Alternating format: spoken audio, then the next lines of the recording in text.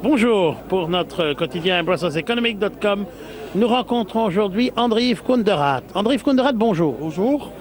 Pourriez-vous vous présenter à nos lecteurs? En gros, je suis designer depuis une trentaine d'années. Accessoirement, j'enseigne à l'École supérieure des arts de Saint-Luc à Bruxelles. Et je suis depuis quelques années aussi le président de l'Union des designers en Belgique. Pour que nos lecteurs comprennent bien au début de cette interview, qu'est-ce que le design? Le design, c'est intéressant. En fait, le design, c'est tout ce qui permet, je dirais, au monde, pour être général, à devenir un peu meilleur, en gros. C'est-à-dire que, en fait, c'est un travail d'alchimie qui va rendre le monde la plus, comment dirais-je, ergonomique, efficace, rentable, plus durable, plus... Enfin, c'est tout ce qui est plus, en fait. Pour bien comprendre, c'était inventé quand le design? Il y a plusieurs écoles, comment est-ce qu'on classifie? Alors, si on parle de l'invention du design, je crois qu'on peut remonter à bien longtemps, c'est-à-dire Platon. Platon disait à l'époque qu'un sac de bouse pouvait être un bel objet à partir du moment où il rendait la fonction de sac de bouse et l'esthétique et l'ergonomie.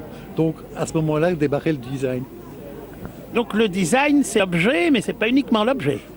Non, le design, c'est quelque part un mode de fonctionnement. C'est un mode de pensée. C'est un mode d'évolution qui est donné à la société, quelque part, pour leur permettre de grandir.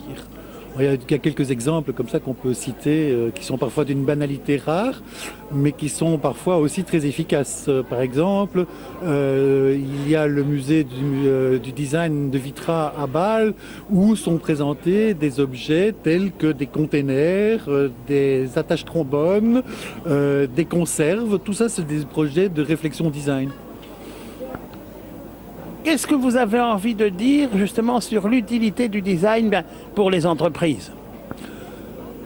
Alors, l'utilité du design pour une entreprise, c'est justement d'abord de se différencier par rapport aux autres, ça c'est une chose, et de lui permettre d'innover, que ce soit en termes de communication, en termes de production de produits, de plein de choses, en fait, de management même.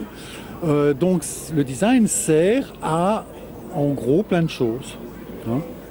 Vous-même, puisque vous vous occupez de la société Contrast Graphic Design, comment pouvez-vous aider justement les entreprises à progresser par le design?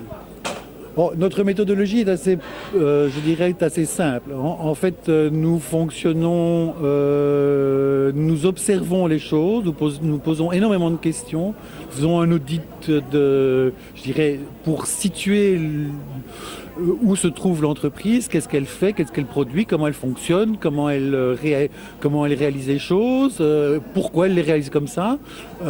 Et après cette analyse, eh bien, nous offrons des solutions qui permettront à l'entreprise d'évoluer dans le bon sens. Il ne faut pas oublier que, par exemple, le Design Council en Angleterre a fait une étude qui a été corroborée par d'autres études. Et en fait, on a constaté que sur chaque pound investi, on avait un retour sur investissement de 20 pounds, ce qui est colossal. Et donc, voilà ce que peut apporter le design à une entreprise. Donc, quelque chose, un mode de fonctionnement et surtout un aspect totalement rentable qui est essentiel à mon sens. Alors, soyons concrets, une entreprise vient vous voir, Contrast Graphic Design, vous faites l'audit. Quel genre de solutions pratiques pouvez-vous apporter? Qu'est-ce qu'il peut ressortir du fait qu'une entreprise travaille avec vous? Mais je dirais, ça dépend de l'audit. Ça dépend du résultat de l'audit. On peut pas. Alors, ça peut être. Comment est-ce que cela peut se matérialiser? Ça peut se matérialiser en plein de choses. Ça peut se matérialiser en un rebranding, peut-être. Ça peut se matérialiser en une analyse des solutions en matière de way to talk, en matière de production éventuellement aussi. Donc ça arrive, il y a plein de choses qui peuvent intervenir. Le tout, c'est effectivement qu'il y ait une bonne analyse de la situation de départ. Hein. Et donc ça veut dire qu'il doit y avoir une grande confiance entre le client et le designer. Le design est aussi lié à la communication, alors, pour trouver des solutions aux entreprises. Oui, bien sûr.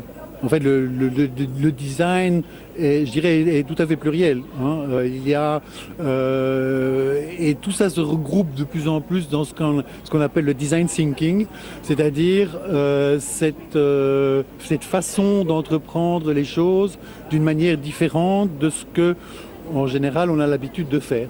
Par tradition, par peur, il y a plein d'arguments qui rentrent en ligne de compte qui font que les entreprises sont souvent très, comment dirais-je, frileuses parce qu'elles ont peur de l'inconnu. Et ça, donc il faut quelque part aussi expliquer que l'entreprise est avant tout doit avoir le courage de faire quelque chose pour pouvoir progresser dans le marché. Monsieur Kundrat, merci d'avoir bien fait comprendre à nos lecteurs ce qu'est le design. C'est avec grand plaisir.